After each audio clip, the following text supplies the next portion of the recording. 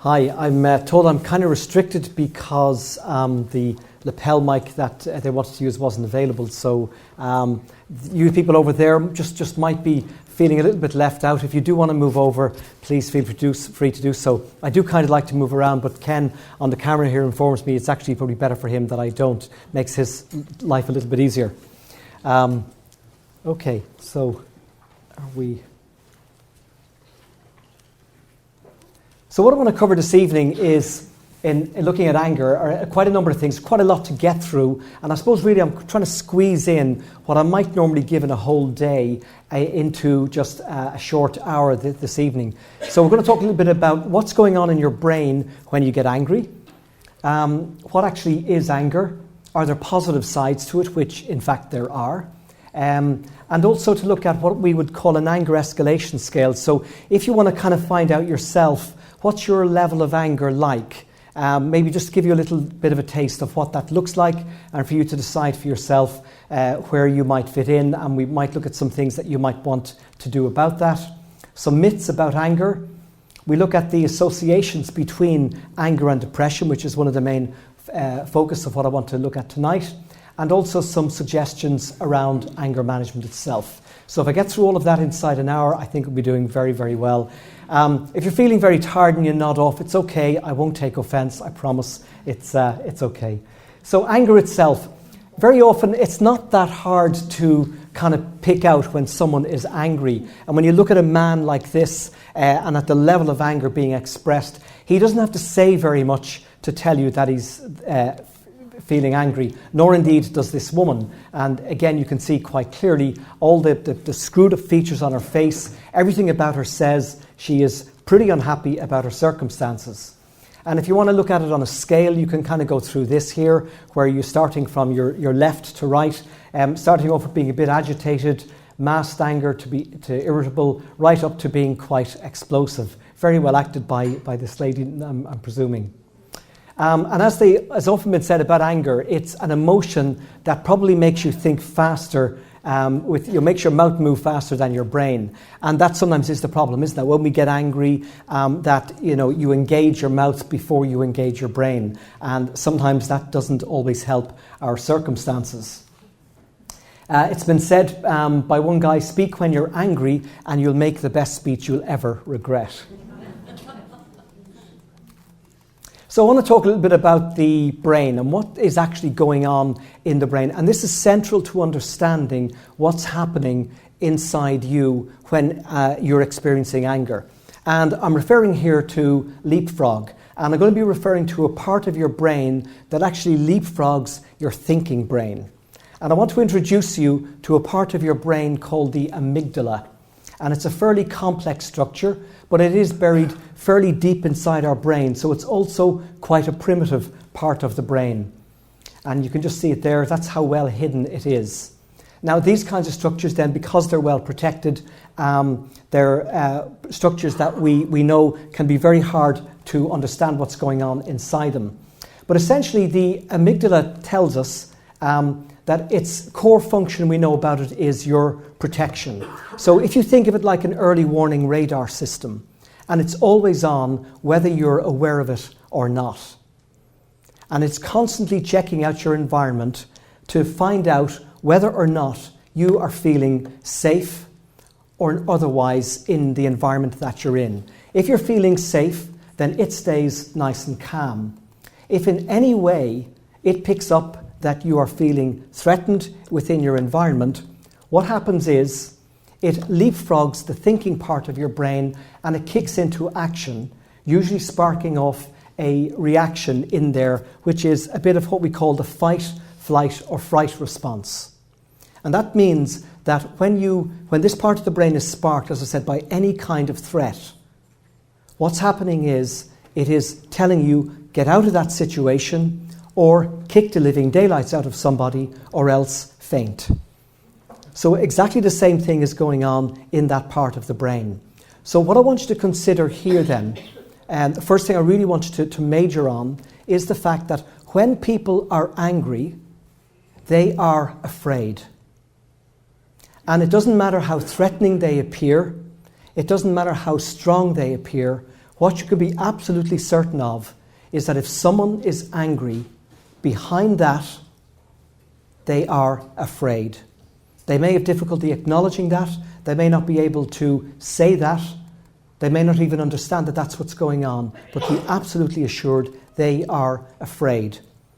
If you can get to a point where the people who suffer with anger or have problems with anger can acknowledge that, usually they're a long way forward in being able to do something about it. I don't know if you can read all of this, but it kind of gives you an idea of the kind of stuff that's going on in the fight or flight response, where the brain, it says, is getting ready for action. Cortisol, noradrenaline are being released, the stress hormones, and you're getting ready. You're all pumped up and primed and ready to go. So first of all, then, let's look back at anger itself. It's a common experience. We know from the research that most adults report feelings of anger anywhere from several times a week to several times a day. So if you do feel angry somewhere within that scale, it's okay, you're normal. Don't worry about it. And we also know that obviously it's developmentally appropriate and it's an adaptive emotion that we've got. Because the fact is, if we didn't respond very quickly to any stimulus that threatened us, we probably wouldn't have survived as a species up to now. If you've got a hairy, woolly mammoth chasing after you, going back to Stone Age man, or if someone's coming at you with a spear, you've got to know how to either fight or run for your life fairly quickly as well. But the thing is then that anger in this instance motivates us to take action. So when we feel this, we always carry with us a desire to do something about it. To give you a research perspective on it, what they say is that it's a negative phenomenological state, a feeling state, and it motivates desire for action. Usually, however, this action is against others. You want to get back at the person whom you deem is the cause or the source of your anger. And the aim is that you either want to warn them, you want to intimidate them sufficiently, you want to control them or attack them, or you want to get your own back. And we'll be talking a little bit about revenge later on as well. So what about the causes? Well, first of all, it is, as I said earlier on, it's triggered by a physical or psychological threat. And that can even be to your pride or to your dignity. If you feel in any way disrespected by somebody, whether that's real or perceived, the fact that you experience that, the chances are you're actually going to feel angry. Or if you have a goal and you're going after that, and someone is getting in the way, you've got a plan, there's something that you want to do, or if your role in some way is being blocked, you are probably going to feel angry. So they're typically the kind of situations that people experience anger in. Now we also know that certain what we call drives or states will create anger or irritation or hostility or frustration. So for example, if you're too hot, if you're in pain, if you're thirsty, or if you're experiencing some other form of discomfort, the chances are that will lead to some kind of anger. However, this depends upon the circumstances. For example, I might be feeling very hot and sweaty, but if I'm sitting on a nice beach and it's very warm and I've paid a lot for that holiday and there's nice golden sand around and I am feeling sweaty and hot, but I know that there's a nice cool drink maybe waiting for me somewhere along the way, then I'm not going to be too bothered by feeling hot and sweaty under those circumstances. However, if I'm caught in a crowd of people, a rush hour crowd, and I'm trying to get to a destination or get somewhere, under that circumstance, I might be feeling angry because I want to get out of that situation. So the situation that you're in plays a major part in how you might respond as well. So what about the positive sides? Are there good things about being angry? Well, there are a few. First of all, as I said earlier on, it mobilizes us to take action. Very often, if we don't feel angry enough, we don't take action. And if you take an example of, say, if when all the trouble was going on with the euro not all that long ago, and I suppose some might argue it's still going on, over in Greece and places like that, they had no difficulty in taking to the streets, burning cars, and really letting the government of the day know just how angry they were. What did the Irish do? Not a lot. Yeah, that's, so sometimes our ability to express it can vary an awful lot as well, culturally. But it does generally mobilize us to take action. Secondly, it can challenge us to set limits on the demands that someone else makes of us. So in other words, if you're feeling angry enough, you will say, you've crossed the line, you cannot do that, do not do it again. So you actually let people know, because you're angry, this is about as far as they're going to go. Ideally, and this is particularly from a therapy perspective, it should cause you to stop and think why something matters to us. If you are feeling angry about a situation, to stop and reflect, I wonder why I'm feeling quite so strong about that. And stopping to take some reflection is often very useful. The most obvious one as well, going back to what I said earlier on, is that it does help you to defend yourself if you're attacked. And if constructively expressed, and this is the ideal, it allows you to explain why you're distressed and what you want done about it. So you can explain your point and put it across very, very clearly, then your anger is very constructive. We also know that when people get angry enough, they do things like set up neighbourhood watch schemes. They set up places of refuge, for example, for victims of domestic violence. They may set up a new political party. So those kinds of things are very often born out of anger. And also it challenges us to look at why it is that there are differences between us and other people, and causes us to face them down and seek a resolution for why they're doing what they're doing to us. So they're the good sides of anger. So just to think for a moment about where you're at.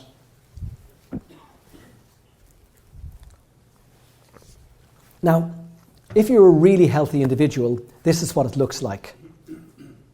So in the first place, you're calm and happy most of the time. You get frustrated sometimes, but it doesn't last. So happy days for everyone. You get angry fairly rarely, but you take effective action when you do. And all your emotions are expressed in an open, healthy manner. Okay? So this is what we consider to be the ideal. And I'm sure most of you here are somewhere in that category. Okay, so what about when it gets to more of a mild state of escalation of anger? What does that look like? Well, you're not as happy as you want to be. You feel irritated and frustrated quite often. You might keep your feelings to yourself. And generally speaking, you avoid conflict, and you may have some anxiety and depression that goes with that. Now, at this stage, I want you to pay attention to these last two, the fact that in this state, avoiding and keeping your feelings to yourself and avoiding conflict is where people can begin to run into some difficulties. And with that, I want to address something that we call passive aggression. Now, I have to tell you right now that once we start talking about passive aggression, people begin to feel fairly uncomfortable. So I'm giving you a little bit of advance warning about this, because when you start pointing out to people when they're being passively aggressive, they don't like it. So I'm just letting you know ahead of time that you might be feeling a little bit uncomfortable with that. And the thing about passive aggression is that it's fairly insidious, it's hidden anger, it's not acknowledged, and it's not appropriately expressed. But when you're dealing with someone who has issues around passive aggression, you kind of come away feeling uncomfortable, you kind of come away feeling something's not right, but when you try to address it with that individual, the reality is that they won't actually tell you what they're really experiencing or what's going on. So it makes people around them feel fairly uncomfortable. And what happens here is that the anger is expressed indirectly through what we call withholding behaviours. And what that ends up doing is it creates more personal problems for the individual, particularly in your relationships, and usually other people become angry with you. So just to give you some examples or ideas behind how could you spot passive aggression. If you think about someone you know who is late all the time for appointments or whatever it might be, the chances are there's some degree of passive aggression going on. Or when we forget to do something for somebody, the chances are we don't really want to do it. So we conveniently forget it and put it to one side. But it's our way of passively aggressing against an individual. Because we can't come out and say, I'm not happy about this, I don't want to meet you, I don't want to do this, but we find some way of spoiling it or making things worse somehow in our relationships. Or if you're going to make say a meal for somebody and it always turns out you're burning the food, you kind of wonder sometimes, do they really want to make me a good meal, especially if it happens on a regular basis. So these are just some of the milder ones, but very often, as I said, it does create an irritation in other people and isn't especially healthy. Apart from that we know in this context when people very often have this kind of difficulty, that they have difficulties in their ability to assert themselves. And knowing how to assert yourself appropriately becomes really important in teaching someone not to be passively aggressive.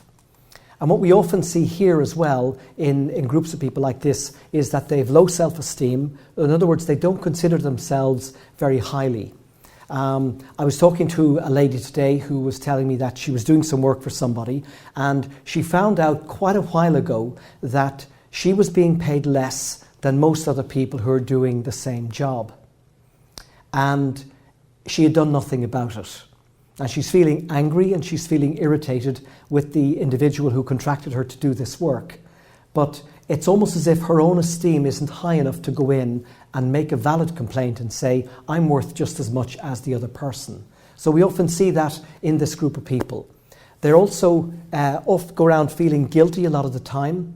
And as well as that, this group of people want everybody to like them. They want to be considered nice people. So they do their best to make everybody like them and be happy with them. And the problem is it doesn't always yield results because they end up doing things they don't really want to do, and it just further exacerbates their sense of low self-esteem. And apart from that then, finally on that point, that they don't get practiced at asserting themselves or expressing their anger appropriately. And because of that, sometimes then what you get is that in not just being passive, but sometimes they will jump to the other extreme and over something very minor, they'll blow up. So if, for example, let's say you're living with somebody and they leave the cap off the toothpaste all the time, and you don't particularly like that, but you're thinking, this isn't really a big deal and I really shouldn't make too much about it, so you say nothing. And your anger has just gone up a little bit. And then you see it happens again and again and again. And after about 5 years, you finally turn around one day and explode and say, would you ever put the bloody cap back on the toothpaste? And you kind of realize, I didn't know it was a problem in the first place. But you go over the top, and it's the old straw that breaks the camel's back kind of thing. So let's look at more serious anger. What happens here? Well, when people feel seriously angry, they're feeling irritated most of the time. They have a lot of battles also going on inside their head. And what I mean by that is they're having multiple conversations with themselves about what they're going to say to somebody and how they're going to talk to them and what they're going to say and what they should have said. And they play this out over and over and over again. And they also a lot of the time feel like they're a victim to the actions of other people. And very often then they lash out at other people, but usually it's the wrong people they end up lashing out at, or they end up lashing out at people whom they are close to who don't deserve it. So if you take a situation, for example, where somebody has a difficult boss in work and they're dealing with that boss is very, very difficult and they're afraid to say anything because they could be fired or they could be given extra work to do or whatever it might be. So they say nothing and they bury that. And on their way home then they get caught up in traffic and they end up giving someone the finger or whatever it might be in traffic, and they can kind of feel it all building up. And then they arrive home and the family are all nice and calm and happy and relaxed, and the cat walks across their path and they end up kicking the poor cat, saying, "Stupid cat, we're getting rid of it next week." And everyone's kind of looking, saying, the cat is just being the cat, what's your problem? So this is very often what happens in this kind of situation. They're not addressing their anger appropriately. And in this kind of instance, we often see in this group of people what we call anger denial. So that even when it's obvious to everybody else that there's a problem, they may not be willing or able to express the fact that they're feeling angry themselves. Now, sometimes One of the reasons we see this is because they have what we call distress intolerance. So in other words, they may find it very difficult to be able to hold on to these feelings of distress. They don't know what to do with it. They feel very uncomfortable. And they come across as control freaks. They're the kind of people who will insist everything's being done in a certain way at a certain time, and everything is fine as long as it's done their way. Think of Monica in Friends. Everything is fine as long as it's done Monica's way, because Monica's way is the best way. But sometimes as well, this same group of people, they don't know how to experience happiness at the other end of the scale, because they just don't know how to cope with any excess of an emotional experience, so they tend to push it all down. And what we often see in that group of people then is that they have very high levels of self-criticism, so that they're going around constantly setting very high standards for themselves no matter what they do, and that if they fail at anything, they feel really, really bad about it. At the stage I often see people in that kind of situation, it's often when, say, they failed an exam for the first time ever. So I had one chap attending me there a while ago who he'd done his Leaving Cert, did very, very well, and that got 560 points or something like that in his Leaving Cert. He went on and he went to college, got a first-class degree honours in college. He went on then to do a master's degree, gets a first-class master's degree, everything going fine. And then he goes to do some fairly complex exams in the profession that he had chosen, and he fails an exam. And he ends up with panic attacks and anxiety because he'd never failed an exam before, and his self-esteem had plummeted because of this, simply because he never had the experience of dealing with that before. And he was a very highly self-critical individual. So now we come on to extreme anger. And with these people, they're always angry about something. And their view of everybody else is generally negative. And they don't mind saying that there's a problem with everybody else around them. Their anger escalates fairly easily out of control, and they very much hurt people whom they love. And they are a danger very often to themselves, or very often to others. And at that stage we're into problem anger. And this group of people very often have a great deal of difficulty in being helped in regular anger management work, because they have a huge deal of difficulty in acknowledging the problems that others are having around them. So what you might say is that there's anger and there's anger. So as I said, in this group of people, they very quickly leap to rage. It's like they're always hovering on the edge of it, whereas most of us are, even if we are feeling angry about circumstances, it's fairly low down, but they're already hovering on the edge of an awful lot of anger. And the causes are buried fairly deep inside, and it's very much their reactions are always out of proportion to any cause that may be going on. And the hallmark of that is that for this group of people, their emotions just take over them in a lot of situations, and they just feel very much out of control, and there's no apparent reason. That's the problem, that at that stage, that they've buried the real reason why they may be angry. And if very often, even if there's no obvious reason, the fact is that they've perpetuated this over and over and over again, and it has, like a lot of these emotions, a life of its own. So I want to look then now at 4 key facts about anger. I'm going on to look at some of the myths about anger as well. And the 4, I'm going to take you through them one by one. So the first one is that anger makes you blind. Once you become angry, you become blind to seeing other people's perspective, because your perspective is the only one that's important. Secondly, you stop taking responsibility for how you feel, and it becomes everybody else's fault that things aren't working out well, and it very rarely becomes yours. As one guy said to me one time recently, who had a lot of difficulty with anger, and I was asking him how he got on in work, and he said, I get on fine in work. And I knew he was a manager in I said, well, you're telling me you've got problems with anger, so how come everything is fine in work? He said, everything is fine in work because everybody does what I tell them to do. And I thought, right, I got it, because they all know what the consequences will be if they don't. So he said, as long as everyone does what they want to do, what he wants them to do, everything is fine. It also blinds you to more peaceful options for other ways of finding a solution to whatever the problem might be or to dealing with your own anger. The second thing about anger is that it escalates. It doesn't just stop unchecked, it progresses through a whole series of stages. You go from feeling wronged in some way by an individual or a set of circumstances.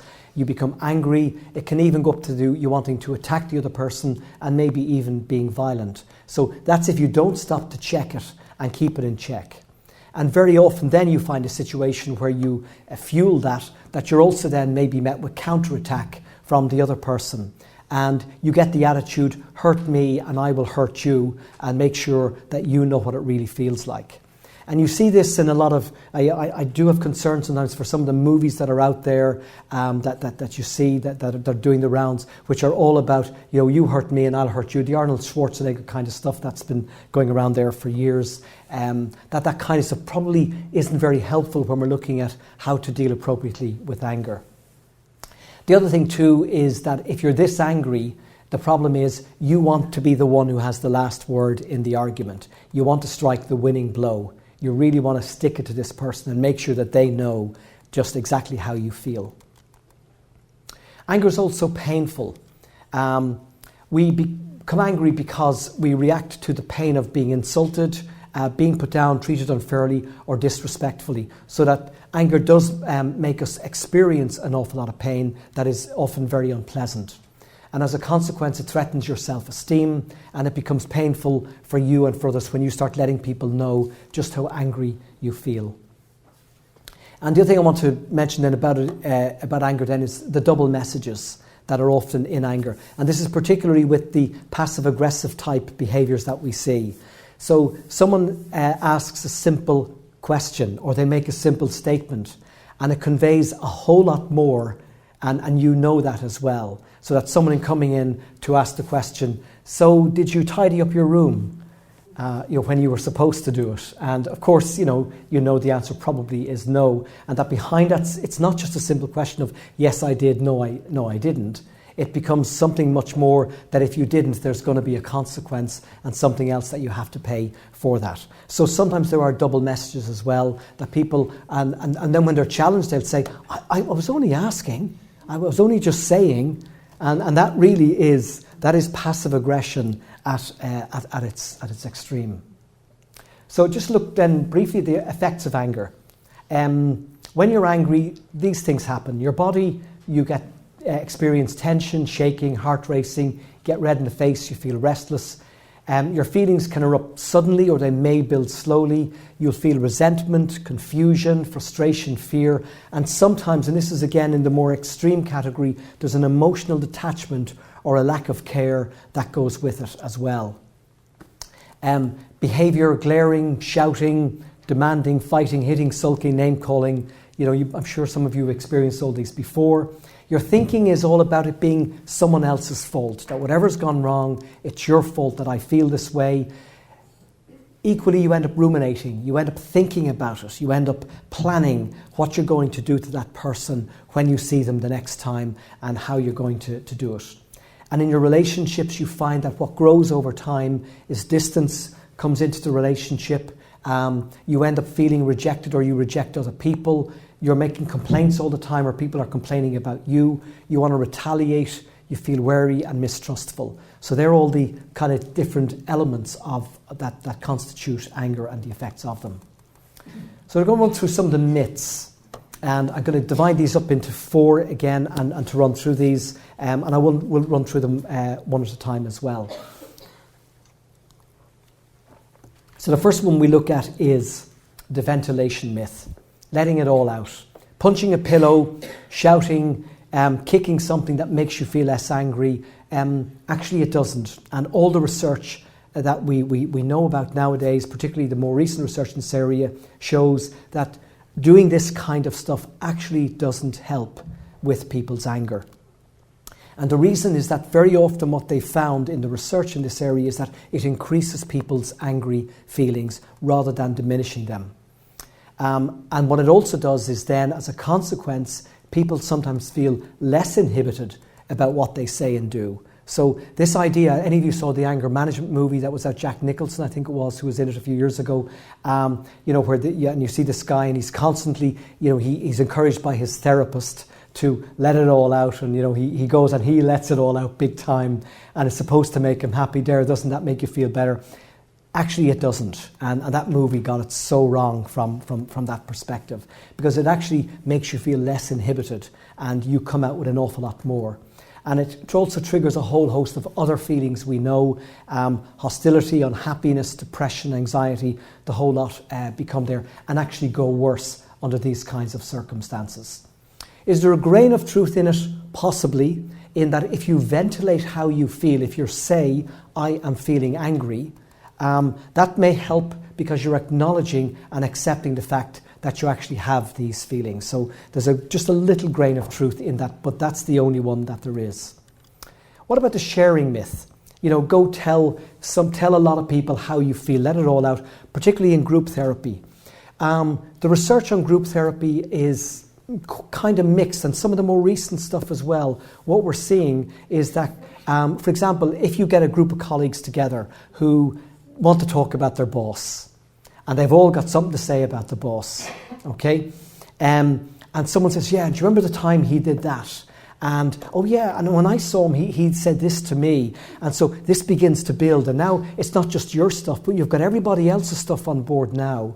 And so this really begins to build. And what we know now is that these shared expressions of anger make it seem more and more justifiable, and you feel justified in what you're experiencing. And in fact, then you apportion greater blame to the other person, only this time you feel even more certainty about doing it in the first place. The other thing too is we know that, again, under these circumstances, the feelings actually get worse, and people stop thinking about solutions. They just want to get the boss. And if you think of mob rule, for example, and some of the things that are often done in groups of people when they get together, that will give you an idea of what that's like. The grain of truth in that, if you're in groups sometimes, is that I suppose it's good to know that you're not alone with those feelings, and that sometimes sharing it with someone under those circumstances may be beneficial, but only if you're prepared to work together to problem solve. If you're not prepared to do that, then joining forces with someone or sharing in that way wouldn't necessarily help. That doesn't mean you shouldn't go and talk to somebody about it, but if you're talking to someone to build up a head of steam about it, that probably isn't going to help. Now, these are the kinds of statements that you very often hear from people who suffer with problem anger. I was feeling fine and then I just reacted. Or my day was going great and something very small occurs and then I just blew up. And when people get into that, they get into this idea that it's just instinctual, there's nothing that you can do about it, it just comes up out of nowhere. And the idea is this belief that anger is automatic and it's uncontrollable. And the answer to that is no, it's not. Once we go down that route, we stop taking responsibility for how we feel. We have to recognize in looking for solutions to anger that anger builds from some source. No matter what it is, there is some source, something's going on that is causing you to feel angry. But it may not always be recognized, and because it's not recognized, it's not acknowledged, it's not validated, and it's not expressed appropriately. I had a gentleman come in to see me last year to talk to me about his problem anger. And he was telling me that he was angry most of the time. He had a fairly senior position in his company that he worked in. And he was angry a lot of the time with his employees because they just wouldn't do things the way he believed they should do them. Or if something went wrong or a deal didn't go the way he wanted to, he felt justified in his anger. But the problem was, and this again is often what happens, is that he didn't leave it at the office door when he left work. He brought it home with him. So he would go home and he would find himself firing orders at his children and at his wife because he wanted things done the way he wanted them done. So he'd go into the kitchen, he'd be looking around to see, is everything the way that it should be, the way he wanted it, because he had this thing about wanting a nice, tidy household, etc., where the kids' toys all put away. I mean, it just built and built and built along those lines. And finally, his wife just said, I've had enough.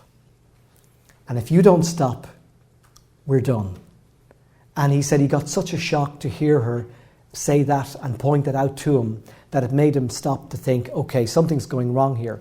And what he discovered was that his anger went way, way back, and wasn't just to do with all the surface stuff that was going on in his life, but they just became the conduits through which his anger could be expressed. So he had a lot of anger going deep down that went way back that he never felt able to acknowledge or express. And it's really important that in these kinds of instances that people get the message, we can always control what we do, even when you feel angry. So it's not that it's not okay to feel angry. It is okay to feel angry, but it's what you do with it that matters. And we can always control what we decide to do in every circumstance. So revenge. This is the getting even, and I think there's a movie out called Revenge, I believe, or some series out in the States. But it's all about seeking revenge. And the thing is, revenge always fuels the cycle of escalation. And what people do who seek revenge is they stop and they take time to ruminate on how they're going to get revenge on people and what they're going to do to them. And they build up a very vivid picture, and it gets bigger and bigger and bigger, but it does nothing to alleviate the anger. The anger never goes away as a consequence. And Confucius said, the Chinese philosopher, before you embark on a journey of revenge, dig 2 graves. One of them is going to be your own. Or as Seneca, the Roman senator, said, malice drinks 1/2 of its own poison. So in other words, when you're out there to get revenge, it's a poison that you're taking very, very slowly yourself. So are there differences also, one of the things to look at in gender? Do men and women experience anger differently? Well, the research suggests that there aren't any differences in the frequency of anger between men and women or in the intensity. But there are differences in the way in which men and women express anger. There are differences in the way that they actually experience it, and also in their perception. So in other words, the messages that men and women give themselves are often quite different when it comes to their experiences of anger. So that we do know there are some differences there, but not actually in the frequency or the intensity. So just to give you an example here of this, we've got these 2 dudes hanging out together, and one of them says, I emailed Steve all week and he never contacted me once. He's not my friend anymore. And of course his friend tells him, Steve is on vacation. You need to give people the benefit of the doubt. So it's stopping to consider that there is always another perspective. And the problem with perspective, and we know this from the work in CBT for many years, is that the greatest danger to you in terms of your thinking is that you believe the first thought that comes into your head. And you accept that as being the truth and nothing but the truth. Instead of stopping to think, hold on a second, maybe there's another perspective I can take on this. I know in London cinemas a few years ago, they ran a very clever advertising campaign. And what they showed at the beginning was they showed this woman walking down the street, a very good-looking young lady. She's got earphones in, she's listening to a Walkman or her iPhone or whatever, and you just hear this, it's a dark, dull night, and you just hear the clip-clop of her heels. And then it suddenly switches to this big hooded gentleman who's running on the street, and he's sweaty and he looks mean and he looks angry, and it switches back to her. And the camera is slowly pulling back, and you begin to realise that they're actually on the same street. And he's getting closer and closer and closer to her. And you can just feel the tension. The music's in the background, building the atmosphere. And then all of a sudden he picks up speed and he grabs her and shoves her into a doorway. And then everything just goes quiet. And a question comes up on the screen. What do you think is going on here? So what does it look like? Any ideas? Mugging. Well, that's but you can kind of wonder what is going on. So what it does then, it shows the same thing again right from the beginning, but this time the camera pans out much, much faster. And what you see is that in fact she's walking under a scaffolding and he's trying to get her attention, but in fact the scaffolding is collapsing and he can see that from the distance he's at. She can't because she's walking under it. And he times his run just to nab her in time to save her life. So it's about perspective. Sometimes we do need to recognize that our initial perspective isn't always what it should be. So going to look at some of the early research and look at the connections now between anger and depression itself, and just to talk a little bit about that journey and what happens there. One of Freud's contemporaries, a guy called Abram, in 1911, he was one of the first to write about depression as what was termed at the time self-directed anger. And he said that in the patients he was seeing, that there was what he described as a propensity towards hatred in patients with depression based on their temperament or on their early experience. So their early experiences they would feel very, very angry about. And what about Freud himself? His view was interesting, and he published this in 1917. He said that depression results from a fantasized or actual loss of an individual toward whom the patient experienced ambivalent feelings. Now, just to explain what that means, it means that when someone withdraws their affection from you, you experience a loss.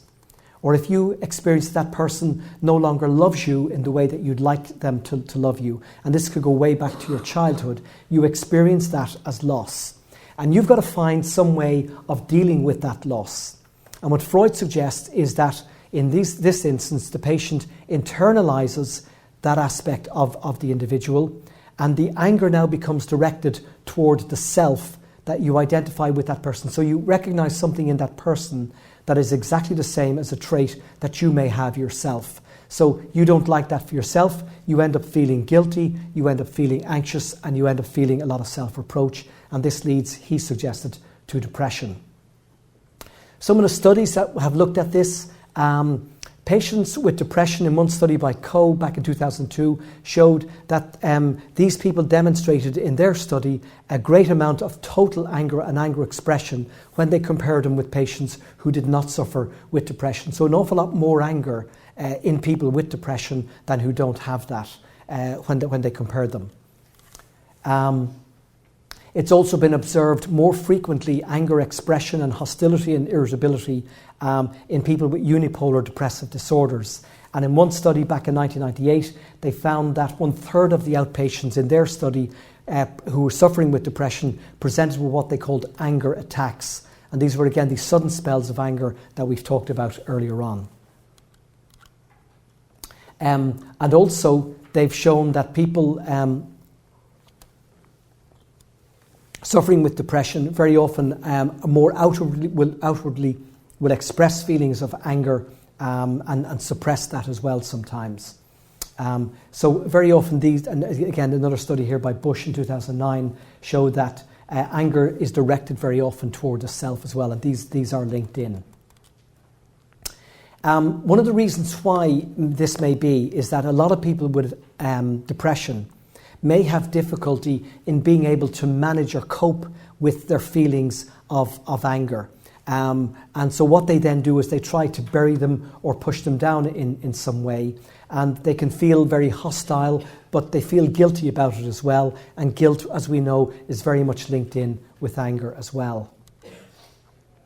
Looking at suicide as well and what happens there, one of the things we know is that feelings of suicide or experiencing what are called successful suicides is that it's not enough sometimes just to have suicidal ideation. People can have suicidal ideation but don't automatically go on to commit suicide.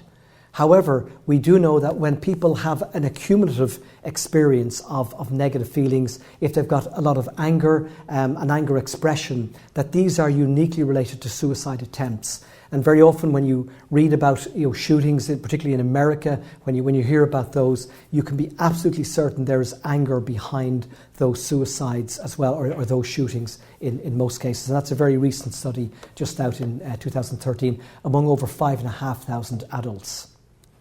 And also some interesting research just out very recently looking at children and adolescents. And this was a study that looked at whether they were morning or evening people. And so whether you're a morning or evening person has an impact on your anger as well. And what they found among the adolescents and children was that the evening types, in other words, those who were likely to be more grumpy in the morning, find it harder to get out of bed and more alive at night and don't want to go to bed early and that kind of thing, they show greater tendencies towards behavioural problems, aggression and antisocial behaviours. And what they've concluded from this study is that there needs to be perhaps intervention programs for youths like this and for children, or indeed for their parents as well, for them to be aware of the consequences of sleep hygiene or the need to get enough sleep as well, because they often found in this group they're not getting enough sleep at night because they're going to bed very, very late and end up having to get up early and not feeling good in the morning, etc. But one of the things that does improve it is actually better sleep. And getting people back into good sleep hygiene may often be a factor there in reducing that irritability in adolescents and in some children as well. And one other thing as well is giving up smoking is harder if you are an angry person or if you've got a lot of hostility. And again, it's a very recent study. If we think of hostility as a personality trait, very often you see it coming out in distrust or mistrust of other people. And what they found in this study was that high hostility individuals experience generalized exacerbations of severe negative affective states during acute tobacco withdrawal. So that what that means is that if you have a lot of hostility in you and you're a smoker and you try to give up, the chances are it's going to be harder for you than for someone who is less likely to suffer with irritability. So that's just something to think about. I was going to say put it in your pipe and smoke it, but no, okay, fine. So they feel it may explain to high levels of tobacco addiction in what we call high hostility smokers. So what about dealing with anger? Just want to take a few minutes out to look at different ways of dealing with anger. The first one is that it's important to recognise, I've said this a couple of times already, but you must accept responsibility for your feelings. Your feelings are yours. No one else is responsible for how you feel. And on a good day, I can only be responsible for how I feel, no matter what somebody else is saying or doing to me. I am responsible for how I respond for that. And in that, it's important to recognise that you're angry. Even making the statement, I am feeling angry, even if it is just to yourself, can help quite a lot. It's important too to validate it. In other words, it is okay to be angry. The issue is what you do about it, and you have to decide what you can do. And learning how to calm yourself down becomes really important, and there are several ways of learning how to do that as well. And even in the Bible, I was interested just in reading through some of the stuff for this. If you want to look, what's the Bible have to say about anger? There's actually quite a lot in the Bible about anger, but I'll give you some of the good stuff about it. In Paul's letter to the people in Ephesus, he says this: be angry without sinning. So in other words, you've got permission to be angry. It is actually okay to be angry. But how far are you going to take it? In other words, there's a point at which it's going to go overboard if you don't control it. And in the same sentence he says, don't go to bed angry. So in other words, deal with the situation while it's arising, or else if you go to sleep on it, chances are you're going to wake up in it. And equally, the Apostle James, writing this very nice letter to his brothers and sisters across the Christian continent, said, remember this, my dear brothers and sisters, everyone should be quick to listen, slow to speak, and should not get angry easily. So it's, I think there's a lot of wisdom in that as well. I'm going to skip through that one. Anger is only one letter short of danger. Going to look at some skills for coping with anger. So the red skills are for when you're seeing red, when things are really, really bad and you experience that. The aim here is to limit or avoid any damage that could be caused by an explosion of anger. And sometimes for people, they've got to invent their own stop signal. So that might be challenging themselves to think even about the word stop, think about a traffic light, even thinking about a loved one. I know for some people, for example, if they put up a picture of someone that they really love or even their cat or something like that, that can just help them to stop and think about what they're doing. I knew one guy years ago who, whenever he was getting angry or really upset about something, he trained himself to think about Laurel and Hardy, the comedians, because he said that they would make him laugh and he associated them with being good. So therefore, he would just challenge himself to think about Laurel and Hardy. He said that was only a problem then. He said it became a problem when he was going around saying Laurel and Hardy, Laurel and Hardy, Laurel and Hardy to himself quite a bit. But it was his own sort of stop signal. Sometimes it may be better to leave the situation even for a short time. So you're acknowledging, I'm getting really angry, I'm getting really upset. I'm going to leave now and I'll come back later when I'm feeling calmer and I can deal with that. So teaching yourself to do that is very helpful. Focusing on breathing. Even just when you think about it, just breathing in and out very slowly. If you've done any kind of relaxation, breathing type classes, it does actually help to deal with anger. If you feel that, count before you speak. It actually does work. Okay? 1, 2, 3, 4. It actually does work to count things nice and slowly like that. Physically relax. I mean, if you just stop and think about how you're feeling right now, could you just drop your shoulders a little bit? How would that feel? And very often it's surprising how even just that you're feeling, oh yeah, maybe I was a bit more tense than I realized. And you can just physically relax. So deliberately training yourself to do those kinds of things, they're just those red skills that can help as well. And this is the most difficult one because people who suffer with anger don't do this very often. And I find particularly that Irish people have a great deal of difficulty with this for some reason. Because it's like we're not taught to do this. Americans, I love Americans. They're so good at this, okay? They'll talk nicely to themselves, about themselves, and they'll talk nicely to each other as well. A friend of mine who lived over in America for a while was telling me that when he was over there, he would go to a party, and he said one of the first parties he went to when he was working over there, and this guy was introduced, and the woman asked him, what do you do? And he said, I'm a builder.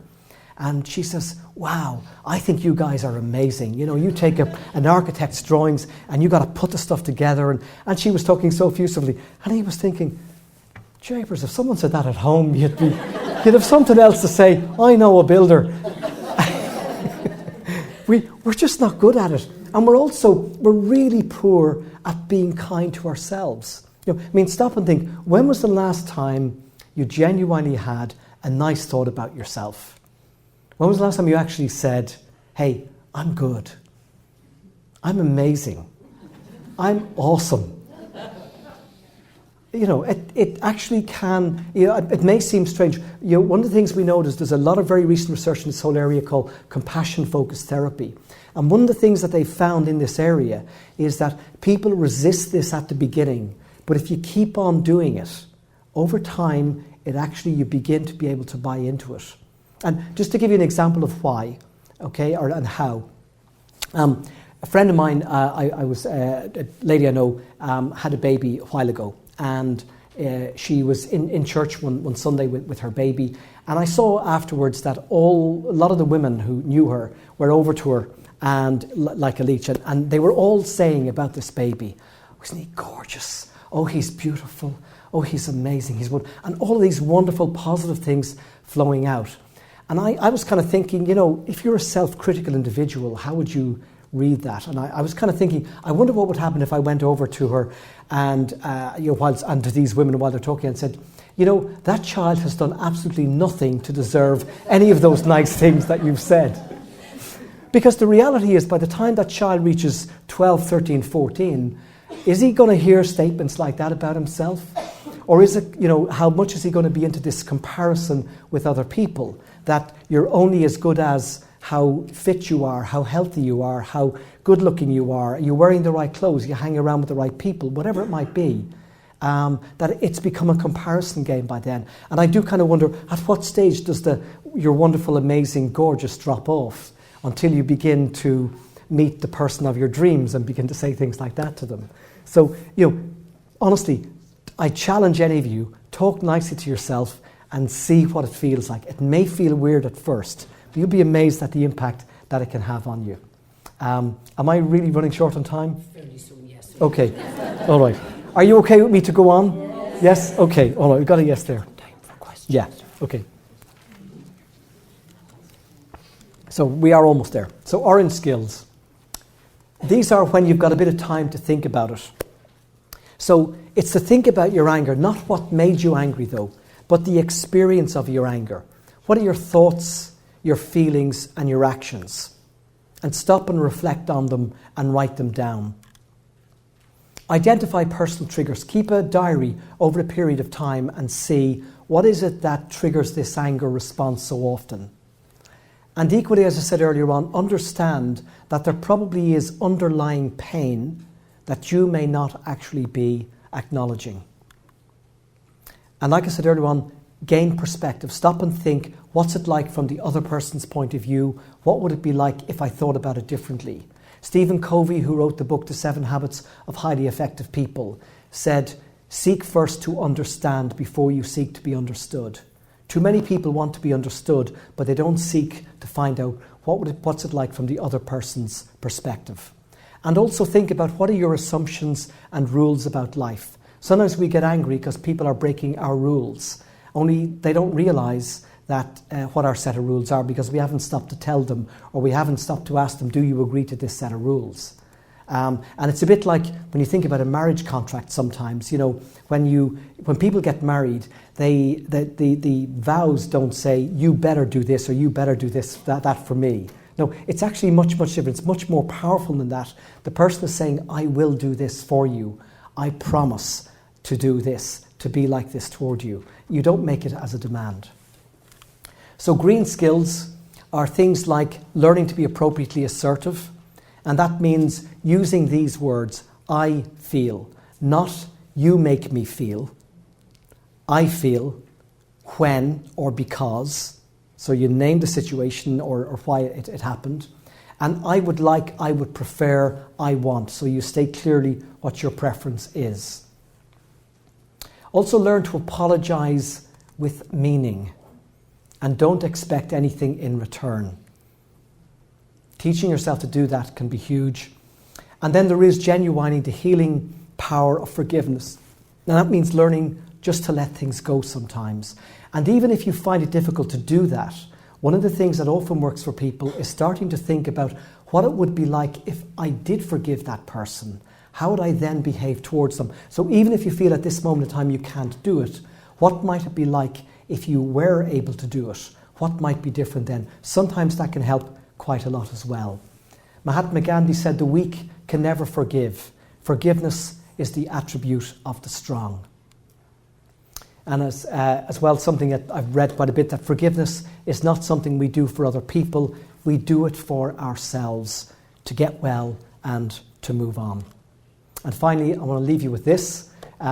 Sort of this young boy having heard his mother standing on the scales. I think it's called a scale, but my mum calls it a bleeping liar.